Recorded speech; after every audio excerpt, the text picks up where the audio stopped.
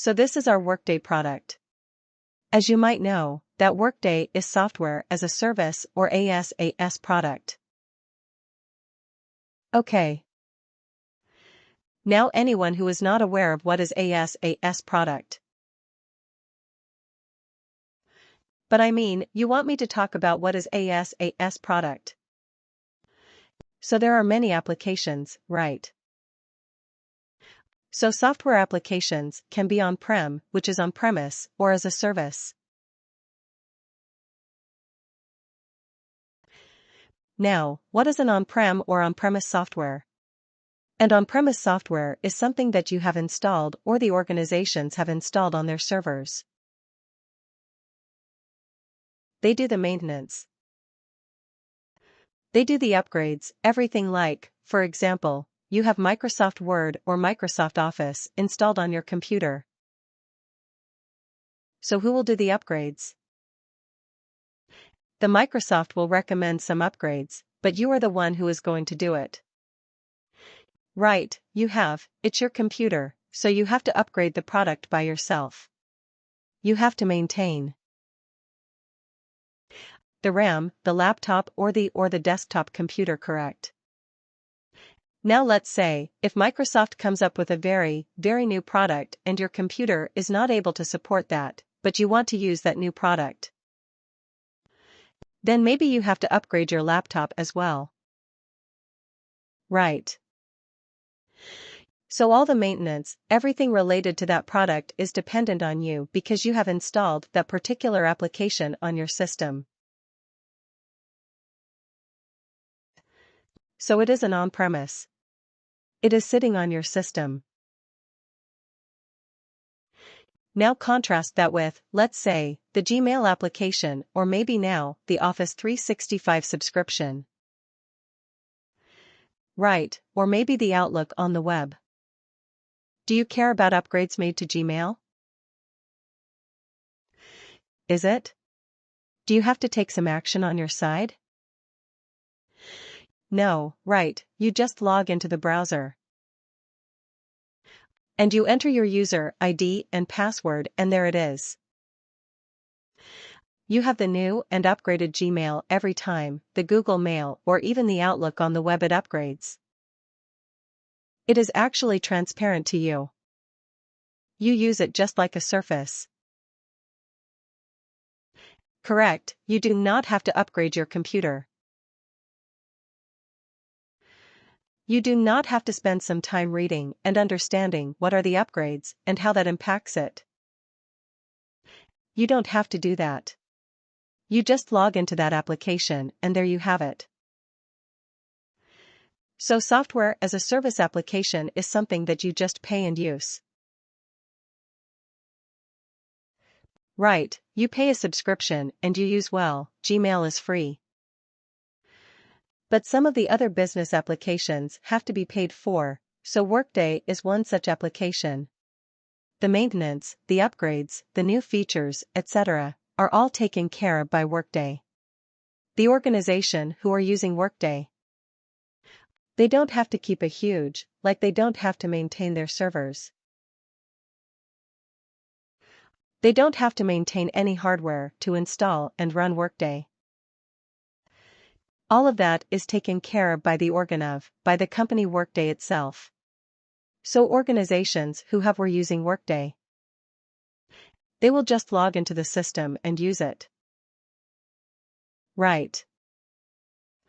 So this is what makes it a very compelling product, or very popular product amongst small organizations, medium organizations, as well as some large organizations. Right, because they don't have to spend a lot of money to have people to upgrade the servers, maintain databases, work on the new features, etc., etc. They pay the money and get the product. That's why it is called a software as a service product. Okay. So Workday is now one of the most popular HCM software as a service products in the market. There are other products like Oracle, Fusion, HCM. There is people, soft, of course, and then there is ASAP success factors, and there are other smaller products as well. But Workday has been gaining a lot of popularity over the last 5-6 years. And, as of now, it is one of the market leaders. As per the Gartner reports and etc., it is one of the most popular HCM products out there in the market. Now, what day is an HCM product? Primarily, that is where it is. That is what it is most famous for, but what they also has a very strong finance module. And now it has recently started a supply chain management module for its hospital, for hospitals and other healthcare businesses. Right, but primarily what they is known for its Workday HCM product, which is human capital management. Every organization, when we say it deals with its employees and contingent workers, that people who work for the organization. Now, when you say people who work for the organization or the HCM product, what are the typical things you expect an HCM product to do for you? These are definitely very, very important and useful functions, but primarily, an HCM product. Can we call it as the system of record of all your employees and contingent workers, for example, and contractors, right? You may. Okay, I know. What is the three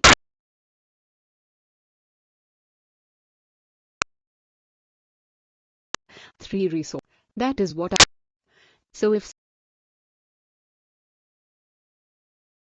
time and absence, if an employee wants to go on a leave. this employee works for 20 hours, so what is the FTE percentage? 50%, right at this 50%, because it's what worker is working, half the scheduled hours, right? So here also, if I apply FTE percentage, that means the salary will be prorated based on the full-time equivalent hours percentage, right? So if somebody is working part-time, I don't have to calculate and assign a lesser amount as salary for that worker. I don't have to care if that worker is working part-time. They will get just 50% or the proportionate amount. That is what this allows us to do if you use FTE percentage.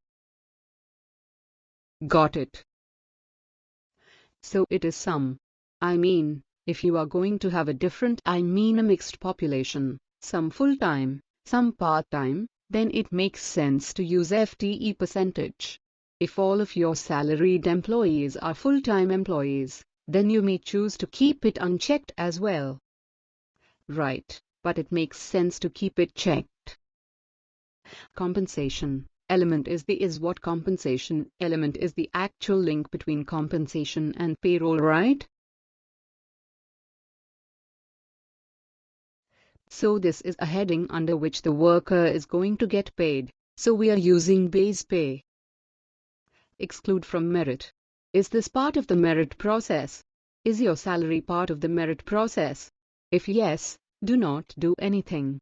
If you do not want to include salary as part of your merit plans, click exclude from merit. Right. Maybe in your organization you do the merit process without the salary. You give a different kind of allowance, your salary is not impacted. If that is the case, click on exclude from merit. Okay, but I will just leave it. I'm going to leave it as it is and click OK.